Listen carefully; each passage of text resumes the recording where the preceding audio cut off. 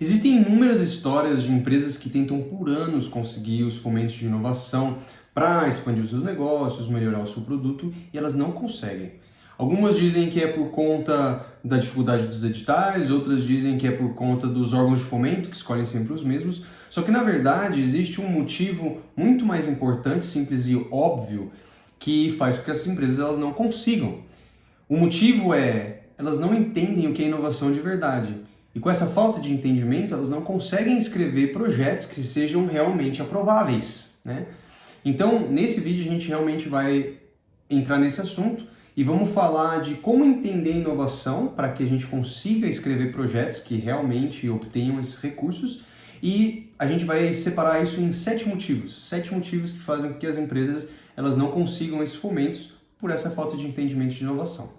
Então, antes da gente entrar no vídeo, eu gostaria de te convidar a duas coisas, na verdade, né? Primeiro se você trabalha com inovação, você precisa ler um livro do Steven Johnson, que eu vou deixar linkado abaixo, onde ele fala sobre de onde vêm as boas ideias, né? Como é feita a inovação. E é um livro, assim, absolutamente essencial para você que quer trabalhar com isso, que trabalha com isso, porque ele te dá várias ferramentas de pensamento, um mindset muito aguçado para você melhorar o teu entorno e o teu pensamento e alguns mecanismos dentro da tua operação para que você consiga extrair o melhor das situações e gerar as melhores ideias possíveis. Então é uma leitura absolutamente obrigatória se você trabalha com inovação, eu vou deixar isso linkado na descrição. O segundo convite é as nossas newsletters, né? A newsletter Pesquisador de Vanguarda, onde a gente aborda assuntos e insights onde você não vai encontrar em lugar nenhum, onde a gente fala sobre inovação de uma maneira muito aprofundada. Se você tem interesse, trabalha com isso, você quer ter uma visão muito mais à frente daqueles que trabalham com você, essa newsletter ela é para você, então link na descrição também para você receber esses e-mails na sua caixa, tá? E são esporádicos, se você não gostar é só você descadastrar, a gente respeita isso, mas vocês vão adorar essa newsletter, então se inscrevam abaixo, tá bom? Então vamos lá, antes da gente entrar nos assuntos, eu queria trazer bem claramente qual que é a real definição da inovação, que é a definição, inclusive, que é utilizada pelos órgãos de fomento. E a partir dela a gente vai começar a destrinchar esses motivos. Essa definição está no Manual de Oslo e ela diz o seguinte: inovação é a implementação de um produto, bem ou serviço, novo ou significativamente melhorado, ou um processo, ou um novo método de marketing, ou um novo método organizacional nas práticas de negócios, na organização do local de trabalho ou nas relações externas. Então, o primeiro motivo que a gente vai tirar dessa definição pelo qual as empresas elas não conseguem esses fomentos de inovação é que elas não sabem o que pode ser proposto. Então, muitas empresas elas acham que só dispositivos, só bens físicos eles podem ser aprovados. Isso não é verdade. A própria definição que eles usam aborda os bens, aborda a parte de serviços, aborda a parte de processos, aborda a parte de métodos. Então, posso estar tanto propondo um dispositivo novo que nunca foi criado, que foi melhorado, ou então posso estar propondo um método que vai fazer uma experimentação diferente do que era feito antes, ou posso criar um processo que vai dar uma performance melhor para a minha operação, ou ainda posso estar criando um serviço que não estava sendo oferecido antes, que ninguém ofereceu antes e que eu posso... nós estamos, por exemplo, serviço, um exemplo clássico é o Uber, né, o iFood, são serviços que na época não existiam, né? Muito bem, o segundo motivo é que elas não conhecem sobre intensidade de inovação. Ali na definição ele fala sobre algo novo ou significativamente melhorado, né? Então, assim, existem tipos e graus de inovação. Vou deixar aqui no izinho, ele tem um vídeo no canal onde a gente falou sobre isso já. Existem tipos de inovação. E aí, esses tipos de inovação, eles são os graus. Existem alguns que são mais inovação, são inovações mais inovadoras ou menos inovadoras. Quanto mais inovadora, mais o apelo existe, né? E aí mais os órgãos de inovação eles vão querer esse tipo de projeto. Então, entender em qual nível se encaixa também ajuda a balancear as expectativas, né, desses projetos de inovação. O terceiro motivo é que as empresas elas não entendem o alcance da inovação.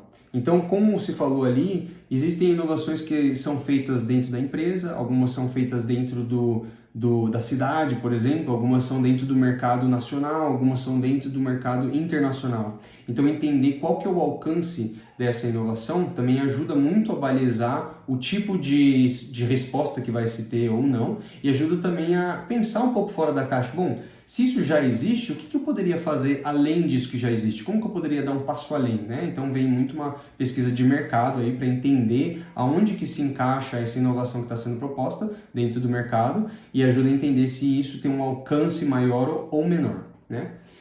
E essas três a gente conseguiu extrair só da definição. Agora existem alguns outros pontos, mais 4 pontos, que as empresas às vezes elas não observam e por isso que elas são rejeitadas. O quarto ponto, então, é que elas não montam uma equipe coerente. A gente precisa executar essa inovação, mas a gente precisa saber com quem, né? Então vai ser tudo feito pela empresa? Como que ela vai conseguir elencar as novas coisas que ela vai fazer com a falta de, por exemplo, mão de obra dela? Ela vai ter algum player intermediário que vai ajudar ela a fazer isso? Ela vai fazer tudo uma equipe nova? Ela vai contratar uma equipe nova?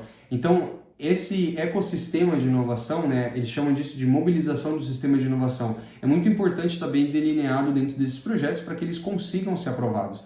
Então, quais as instituições de ciência e tecnologia que eu vou estar utilizando? Tem algum no projeto? Quais são os graus de ensino da minha equipe que vai estar executando isso? Isso é importante, eles são formados, especializados na área que eu estou trabalhando. Então, essa coerência na equipe faz muito sentido e ajuda na hora da aprovação desses projetos, né? O quinto motivo é bem contraintuitivo, mas as empresas elas não defendem o risco do projeto que elas estão propondo. E por que isso é importante? Bom, se alguma coisa nova está sendo proposta, é inerente que vão existir riscos. E essas incertezas elas são muito importantes para esses órgãos de fomento entenderem que a empresa está ciente que existem essas incertezas, existem esses riscos e também que ela vai tomar as providências para que esses riscos eles não façam um projeto sucumbir, né? Mas mesmo assim, quanto maior a inovação, maiores são os riscos. E é muito importante que a empresa ela esteja ciente disso e que ela consiga se defender o melhor possível desses riscos. O sexto motivo é que as empresas elas não fazem bons orçamentos. O maior motivo, eu acho, que existe de desaprovações nesses projetos de inovação é que muitas empresas elas colocam todo o orçamento delas para comprar maquinário.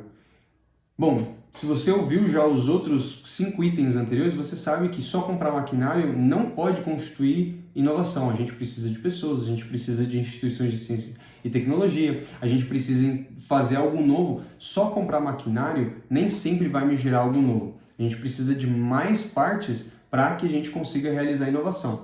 Então, um bom planejamento do orçamento, entender o que os órgãos de fomento eles realmente estão querendo ver, né, como que eles querem estruturar. Alguns órgãos de fomento prezam muito pelo RH, né, ter recursos humanos dentro do projeto. Então, quanto mais recursos consegue colocar ali, melhor eles enxergam esse projeto. Então, entender como fazer essa estruturação é extremamente importante.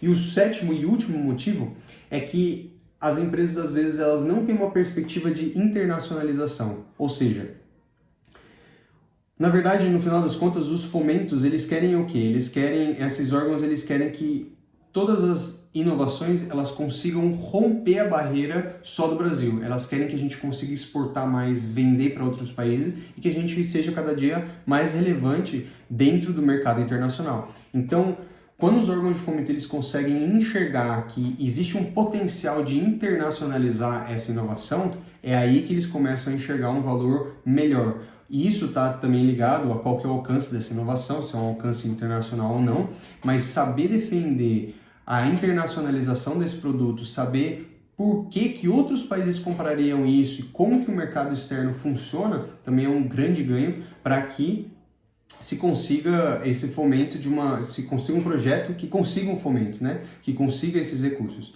Então, esses são os 7 motivos, no geral, para que as empresas elas não consigam. E agora você está ciente de como melhorar o seu projeto, como estruturar o seu projeto e talvez criar ideias que contemplem esses itens de uma maneira melhor para que esses fomentos cheguem até você.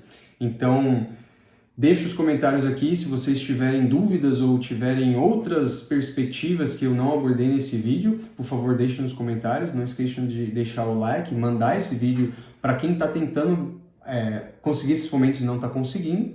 E nunca se esqueçam, pessoal, inovemos!